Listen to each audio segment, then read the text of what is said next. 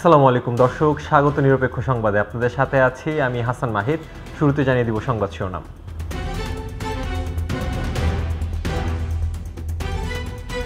Metro rail স্টেশনে ব্যবসার দারুণ সুযোগ।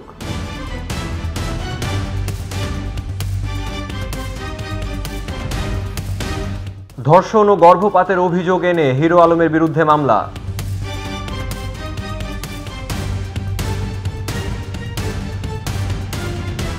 জোতবাজার খেয়াঘাটে ব্রিজের সংযোগ সড়ক নির্মাণ কাজ চলমান।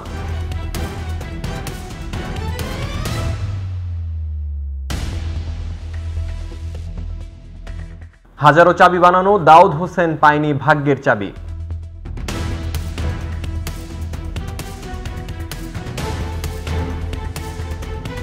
চাঁপাইনবাবগঞ্জ থেকে সকল আন্তনগর ট্রেন চালু সহ ৮ দফা দাবিতে মানববন্ধন।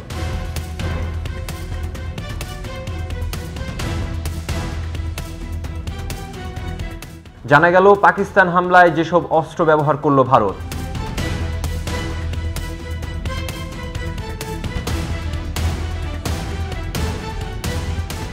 এবং ফাইনালে ইন্টার মিলান বার্সার স্বপ্নভঙ্গ।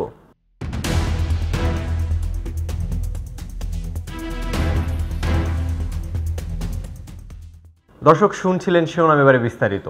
ঢাকার মেট্রো রেল স্টেশনে এবার যাত্রী সেবার পাশাপাশি বাণিজ্যিক ব্যবহার করতে চায় Dhaka mass transit company limited. এর অংশ হিসেবে প্রাথমিকভাবে ফার্মগেট এবং কারওয়ান বাজার মেট্রো স্টেশনে বিশাল ফ্লোর ভাড়া দিতে বিজ্ঞপ্তি প্রকাশ করেছে সংস্থাটি। ডিএমটিসিএল জানিয়েছে এমআরটি লাইন ৬ এর ১৬টি স্টেশনের মধ্যে শুধু ফার্মগেট ও কারওয়ান বাজার স্টেশন ৩ তলা বিশিষ্ট। এই দুই স্টেশনের দ্বিতীয় তলায় প্রায় ২৫,০০০ বর্গফুট ফাঁকা জায়গা বাণিজ্যিকভাবে ভাড়া দেওয়া হবে। ভাড়া নিতে আগ্রহী প্রতিষ্ঠান shopping mall, daily shop, bank বা অফিস কিংবা অন্য কোনো কাজে মেট্রো স্টেশনের সংশ্লিষ্ট ফ্লোর ভাড়ায় ব্যবহার করতে পারবে। বিজ্ঞপ্তিতে বলা হয়েছে উন্মুক্ত প্রতিযোগিতার মাধ্যমে ব্যবসা প্রতিষ্ঠানগুলো নির্বাচন করতে হবে। ভাড়ার প্রস্তাব বসুন্ধরা শপিং কমপ্লেক্স বা যমুনা ফিউচার পার্কের ভাড়ার সমান বা বেশি হতে হবে। ইজারার মেয়াদ ১০ বছর, যা নবায়নযোগ্য নয়।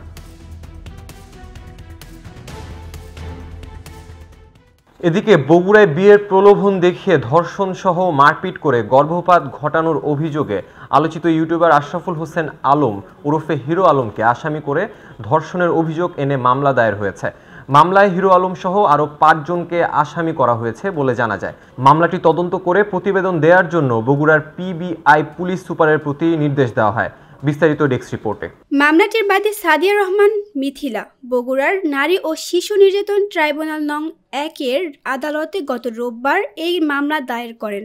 ওই ট্রাইব্যুনালের বিচারক মোহাম্মদ আনোয়ারুল হক বাদীর জবানবন্দি গ্রহণ করে তদন্তের জন্য আদেশ দেন।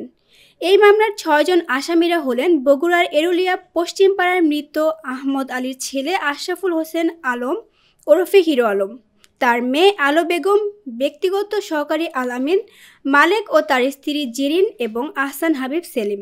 আদালতে দায়েরকৃত মামলায় বাদীর অভিযোগে বলা হয়েছে বাদীকে ছোট পর্দার নায়িকা বানানোর লোভ দেখায় হিরো আলম। এরপর হিরো আলম ওই বাদীকে বিয়ের প্রলোভন দেখিয়ে ধর্ষণ করে। তারপর মৌলভী ডেকে এনে বাদীর সাথে হিরো আলম কবুল পড়িয়ে বিভিন্ন জায়গায় বাসা ভাড়া নিয়ে সংসার করে। এর মতো শর্ট ফিল্ম তৈরির জন্য তার কাছ থেকে হিরো আলম ১৫ লক্ষ টাকা ধার নেয়। পরে বাদী হিরো আলমকে বিয়ের কাবিনের জন্য চাপ দিলে হিরো আলম বাদীকে গত ১৮ এপ্রিল বগুড়ার বাড়িতে নিয়ে আসে এবং তাকে তার গর্ভের সন্তান নষ্ট করার জন্য চাপ সৃষ্টি করে। কিন্তু বাদী তার গর্ভের সন্তান নষ্ট করতে রাজি না হলে অন্যান্য আসামিরা গত ২১ এপ্রিল তাকে মারপিট করলে রক্তক্ষরণ শুরু হয়। এরপর ওই দিন তাকে বগুড়া শহরে একটি ক্লিনিকে ভর্তি করা হয়। তার গর্ভের সন্তান নষ্ট হয়ে যায়।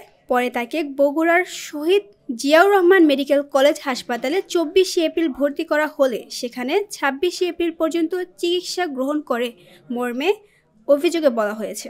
নওগাঁর মান্দা উপজেলার জোতবাজার খেয়াঘাটে নির্মিত ব্রিজের সংযোগ সড়ক নির্মাণ কাজে ঠিকাদারি প্রতিষ্ঠান নিয়ম মেনে মানসম্মত সামগ্রী ব্যবহার করে দ্রুতভাবে কাজ করে যাচ্ছেন বলে জানিয়েছেন স্থানীয় এলাকাবাসী ও মান্দা উপজেলা এলজিডি প্রকৌশলী অফিস।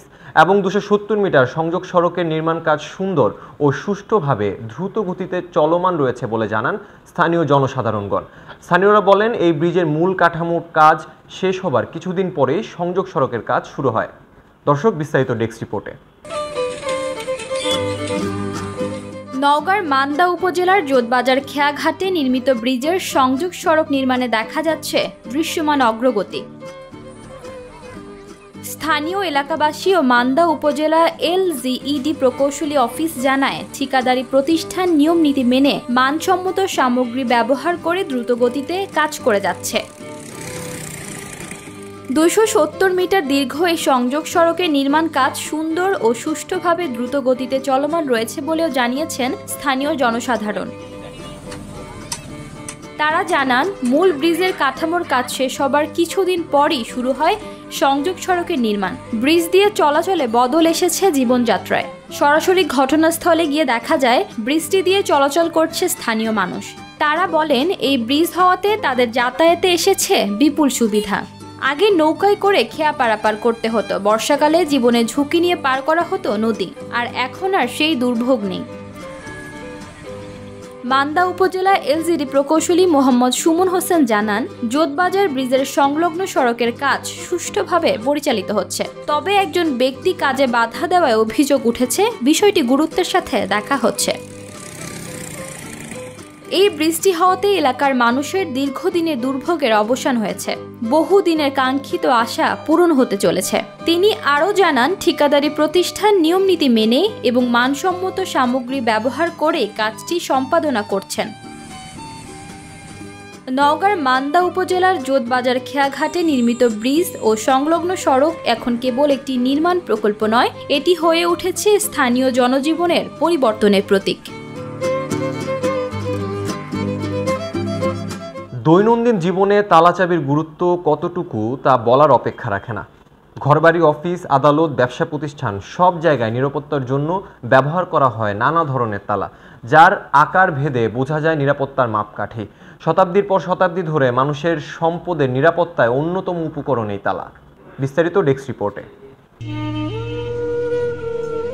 এভাবেই দোকান সাজিয়ে বসে আছেন দাউদ হোসেন মামুন। তিনি নষ্ট হয়ে যাওয়া তালা মেরামত সহ ডুপ্লিকেট চাবি বানান। কুষ্টিয়া শহরের বড়বাজার রেলগেট এলাকায় 1994 সাল থেকে কাজ করছেন তিনি।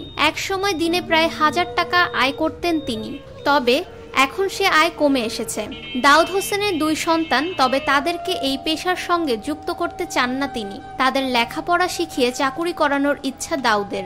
আমি চাচ্ছি না যে তারা আসুক, আমি যেটা করছি সে তারা হয়তো চাকরি বাকরি করবে, একটা ভালো তারা লেখাপড়া জানে, আমার মতো মত না। এখনো আছে কিন্তু আগের মতন না। একটু টাকার দাম ছিল তখন, জিনিসের দাম ছিল, এখন আর তো টাকার দাম উপায় এখনো হয়, হয়তো 1000 টাকা হয়, কোনোদিন দেখা 1200 টাকা, কোনোদিন 800 টাকা হয়, কোনোদিন 400 টাকা হয়। দেখা যাচ্ছে যে একটা তালা 20টা চাবি, একটা তালা 20টা চাবি আমাদের তো তারা আমার গায়ে রাখবে না। কোন 3 চাবি 4 চাবি পাওয়া যেত, বেশি চাবি পাওয়া যেত না। এখন মোটামুটি 21 চাবি, 8 চাবি, 12 চাবি, 15 চাবি, 21 চাবি পর্যন্ত তালা পাওয়া যায়। আগে যেটা 3 চাবি 4 চাবি হইতো না, মাঝে মাঝে 30 চাবি পর্যন্ত তালা আসে। দাউদের বাবা আখের আলীর মৃত্যুর পরে এই পেশায় যুক্ত হয়ে যান তিনি। তালা চাবির মিস্ত্রি হিসেবে প্রায় 32 বছর অন্যের ঘরের চাবি বানান, কিন্তু খোলেনি নিজের ভাগ্যের তালা। তাদের মতো আরো অনেকেই আছেন যারা এই কাজ করে জীবিকা নির্বাহ করছেন। তাদের প্রতিদিন গড়ে 500 থেকে 1000 টাকা আয় করেন। তবে বর্তমানে প্রযুক্তির কল্যাণে সব তালা চাবির ধরন বদলেছে, তাই তো কদর কমেছে এসব অ্যানালগ তালা চাবির মিস্ত্রিদের। বর্তমানে বাজারে শত শত ধরনের তালা রয়েছে, আবার এক একটি তালা কিনলে মিলছে 20টি চাবি। তাই খুব একটা প্রয়োজন পড়ে না চাবি বানানোর, তাই অনেকেই ছেড়ে দিয়েছেন এই পেশা। এদিকে চাঁপাইনবাবগঞ্জ রেল স্টেশন থেকে বনলতা এক্সপ্রেস ট্রেনের পাশাপাশি ধূমকেতু, পদ্মা, সিল্ক সিটি ও মধুমতি সহ সকল আন্তনগর ট্রেন চালু সহ 8 দফা দাবিতে মানববন্ধন হয়েছে। সুশাসনের জন্য নাগরিক সুজন চাঁপাইনবাবগঞ্জ জেলা শাখার আয়োজনে বুধবার বেলা 11টায় জেলা প্রশাসকের কার্যালয়ের সামনে ঘণ্টাব্যাপী এই মানববন্ধন অনুষ্ঠিত হয়। মানববন্ধনে বক্তারা বলেন, পশ্চিমের শেষ স্টেশন চাঁপাইনবাবগঞ্জ হওয়া সত্ত্বেও রাজশাহী ঢাকাগামী চলাচল করে বনলতা ট্রেন ছাড়া সকল আন্তনগর ট্রেন। এতে বিভিন্ন সময় ঢাকা যাওয়া আসা করতে গিয়ে ভোগান্তিতে পড়তে হয় চাঁপাইনবাবগঞ্জের 18 লক্ষ বাসিন্দাদের। বিস্তারিত ডেস্ক রিপোর্টে। মানববন্ধনে বক্তারা বলেন, পশ্চিমের শেষ স্টেশন চাঁপাইনবাবগঞ্জ হওয়া সত্ত্বেও রাজশাহী ঢাকাগামী চলাচল করে বনলতা ট্রেন ছাড়া সকল আন্তনগর ট্রেন। এতে বিভিন্ন সময়ে ঢাকা যাওয়া আসা করতে গিয়ে ভোগান্তিতে পড়তে হয় চাঁপাইনবাবগঞ্জের 18 লাখ বাসিন্দাদের। দ্রুত সময়ের মধ্যে চাঁপাইনবাবগঞ্জ থেকে সকল আন্তনগর ট্রেন চালু না করলে রেলপথ ঘেরাও সহ কঠোর কর্মসূচির হুঁশিয়ারি দেন বক্তারা। চাঁপাইনবাবগঞ্জ থেকে সকল ট্রেন আন্তনগর ট্রেন ছাড়তে হবে। এই দাবির প্রতি চাঁপাইনবাবগঞ্জবাসী সর্বস্তরের মানুষ একাত্মতা ঘোষণা করেছে। আমরা এর পরবর্তী কার্যক্রম হিসাবে আগামী 14 তারিখ সকাল সকাল আমরা এই স্টেশন অবরোধ করব। আমাদেরকে ট্রেন ধরতে হয় পায়ে হেঁটে, অটো রিক্সায়, আবার নালে বাস ধরে। এইটা কোন বৈষম্য? এটা কোন ধরনের বিচার? এই ধরনের অন্যায় অন্যায্য দাবি আমরা কোনোভাবেই মেনে নেব না।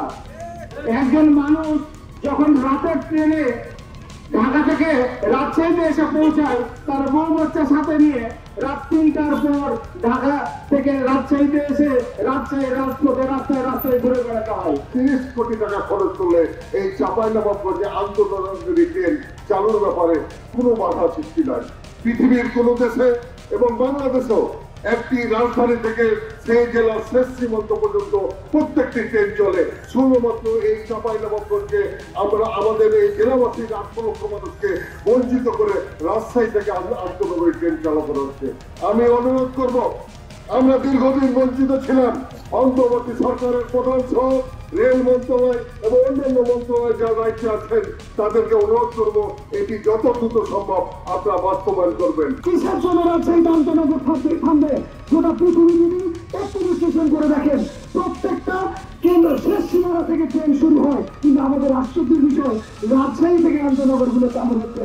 তাহলে আমরা রংপুরবাসী, চাঁপাইনবাবগঞ্জবাসী, শিবগঞ্জবাসী, ধনুষ্টপুরবাসী, আমরা কি এই দেশের নাগরিক নয়? প্রশ্ন থাকলে আমাদের পুরো দেশের জনগণের প্রতি আমি অন্তর্বর্তীকালীন সরকারের কাছে অনুরোধ করবো, আমাদের আন্তনগর ট্রেনগুলোকে চাঁপাইনবাবগঞ্জ থেকে চালু করা হোক। মানববন্ধনে বক্তব্য রাখেন সুশাসনের জন্য নাগরিক সুজন চাঁপাইনবাবগঞ্জ জেলা শাখার সভাপতি আসলাম কবির, সাধারণ সম্পাদক Monowar Hossain Jewel, Chapainawabganj chamber of commerce and ইন্ডাস্ট্রির সভাপতি আব্দুল ওয়াহেদ, সাবেক পৌর মেয়র মাওলানা আব্দুল মতিন, সাবেক উপজেলা চেয়ারম্যান মোখলেসুর রহমান সহ বিভিন্ন স্বেচ্ছাসেবী ও রাজনৈতিক সংগঠনের বিভিন্ন স্তরের নেতাকর্মীরা।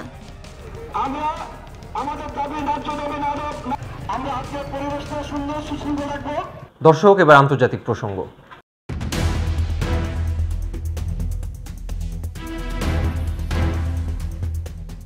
পাকিস্তানের পাঞ্জাব ও আজাদ কাশ্মীরের বেশ কয়েক জায়গায় ক্ষেপণাস্ত্র ব্যবহার করেছে ভারত। এতে অন্তত 8 জন নিহত হয়েছেন এবং আহতের সংখ্যা দাঁড়িয়েছে 35 জনে। এই হামলায় ভারতের বিমান, নৌ, স্থল বাহিনী একযোগে অংশ নেয়। বুধবার ভোরে অপারেশন সিন্দুর নামে এই অভিযান পরিচালনা করেছে ভারত। দর্শক, বিস্তারিত ডেস্ক রিপোর্টে।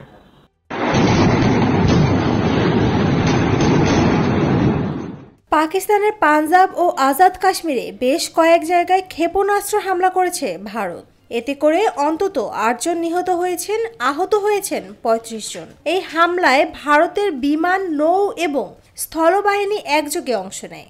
বুধবার ভোরে অপারেশন সিন্দুর নামে এই অভিযান পরিচালনা করেছেন ভারত। এনডিটিভির এক প্রতিবেদনে বলা হয়েছে, ভারত এই সামরিক অভিযানে উচ্চ এবং দীর্ঘ পাল্লার হামলা চালাতে সক্ষম বিভিন্ন অস্ত্র ব্যবহার করেছে। এই অস্ত্রগুলোর মধ্যে উল্লেখযোগ্য হল স্কাল্প ক্রুজ মিসাইল, হেমার বোমা এবং লেইটারিং মিউনিশন।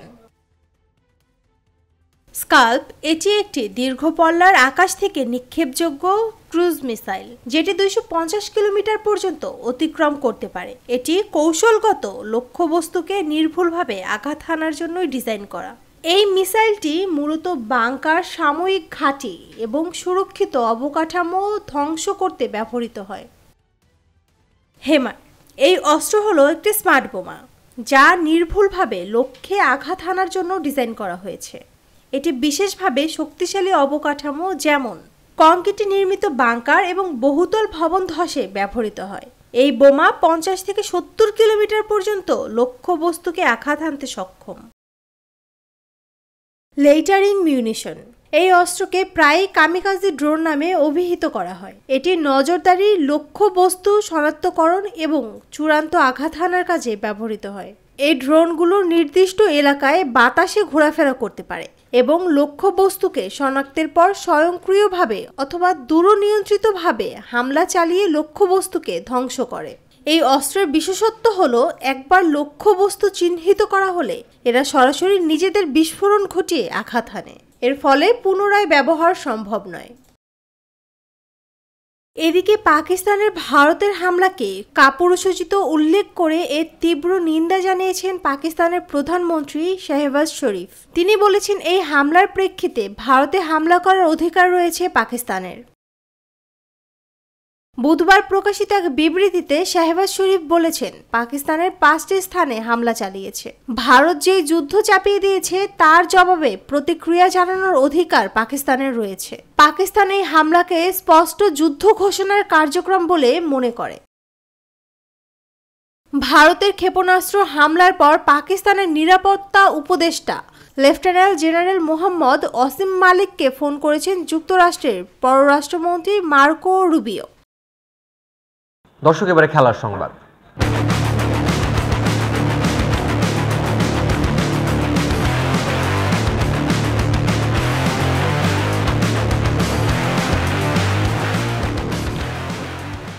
বার্সেলোনার বিপক্ষে চ্যাম্পিয়ন্স লিগ সেমিফাইনালের দ্বিতীয় লেগে 4-3 গোলের নাটকীয় জয়ে ফাইনালে উঠল ইন্টার মিলান। 2 লেগ মিলিয়ে 13 গোলের এই উত্তেজনাপূর্ণ ম্যাচটি চ্যাম্পিয়ন্স লিগ ইতিহাসের অন্যতম সেরা সেমিফাইনাল হিসেবে বিবেচনা করা হচ্ছে। দর্শক, বিস্তারিত ডেস্ক রিপোর্টে। ম্যাচের 92তম মিনিটেও 3-2 গোলে পিছিয়ে ছিল ইন্টার। যোগ করা সময়ের শেষ মিনিটে ইন্টারের ডিফেন্ডার ফ্রান্সেসকো আচেরবি গোলে সমতায় ফেরে ইতালিয়ান চ্যাম্পিয়নরা। নির্ধারিত সময়ে 3-3 সমতায় থাকার পর অতিরিক্ত সময়ে বাজিমাত করলেন ডেভিড ফ্রাত্তেসি। তার গোলে বিদায় ঘণ্টা বেজে যায় বার্সেলোনার। এই জয়ে 3 মৌসুমের মধ্যে দ্বিতীয়বারের মতো চ্যাম্পিয়ন্স লিগ ফাইনালে খেলার সুযোগ পেল ইন্টার মিলান। গত সপ্তাহে 3-3 গোলে ড্র হওয়ার পর এস্তাদি অলিম্পিক লুইস কম্পানিসের প্রথম লেগের অমীমাংসিত ভাগ্য নির্ধারিত ছিল মিলানের সান সিরোতে। ঘরের মাঠে প্রথমার্ধে লাউতারো মার্তিনেজ ও হাকান চালহানৌলুর 2 গোলে এগিয়ে ফাইনাল যখন নিশ্চিত করতে যাচ্ছিল ইন্টার, তখন বার্সেলোনা অবিশ্বাস্য এক কামব্যাক করায় ম্যাচটিকে নতুন মোড় দেয়। 54 মিনিটে এরিক গার্সিয়া ও 60 মিনিটে দানি উলমো গোল করে বার্সাকে সমতায় ফেরান। এরপর 87তম মিনিটে রাফিনহার গোলে 3-2 ব্যবধানে এগিয়ে যায় বার্সা। ঠিক সে সময় মনে হচ্ছিল এক অবিশ্বাস্য জয়ের পথে এগোচ্ছে কাতালানরা। তবে যোগ করা সময়ের 3য় মিনিটে ডেনজেল ড্রামফ্রিসের ক্রস থেকে দুর্দান্ত এক শটে গোল করে বার্সাকে স্তব্ধ করে দেন inter centre back Francesco Acerbi. Match গড়ায় অতিরিক্ত সময়ে, আর সেখানেই বাজিমাত ইন্টারের। মেহেদি তারেমির পাস থেকে বাম পায়ের শটে দারুণ এক গোল করে ইন্টারকে 4-3 গোলে এগিয়ে নেন ফ্রাত্তেসি। তার এই গোলেই ফাইনালের টিকিট কাটে সিমন ইনজাগির দল। আগামী 31 মে বায়ার্ন মিউনিকের এলিয়ান্স এরেনায় অনুষ্ঠিতব্য ফাইনালে ইন্টার মিলান প্রতিপক্ষ পাবে পিএসজি বা আর্সেনালকে। ফৌজিয়া আক্তার, নিরপেক্ষ, নিউজ ডেস্ক। দর্শক, সংবাদের শেষ পর্যায়ে শিরোনামগুলো জানিয়ে দিব আরও একবার।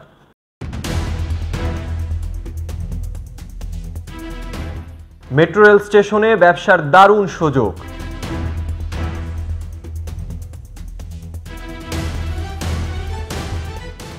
ধর্ষণ ও গর্ভপাতের অভিযোগ এনে হিরো আলমের বিরুদ্ধে মামলা।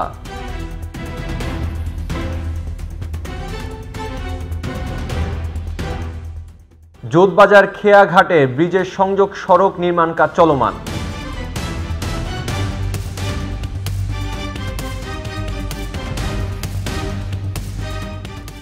হাজারো চাবি বানানো দাউদ হোসেন পায়নি ভাগ্যের চাবি।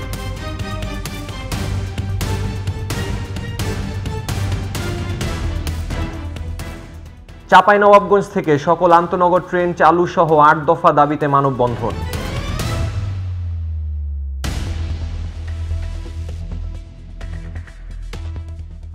জানা গেল পাকিস্তান হামলায় যেসব অস্ত্র ব্যবহার করল ভারত।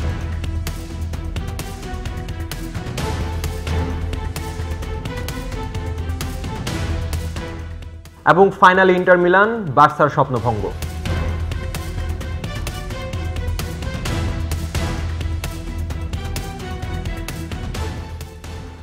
দর্শক, এ ছিল এখনকার মতো। পরবর্তী সংবাদ দেখার আমন্ত্রণ জানিয়ে এখানে শেষ করছি। আল্লাহ হাফেজ।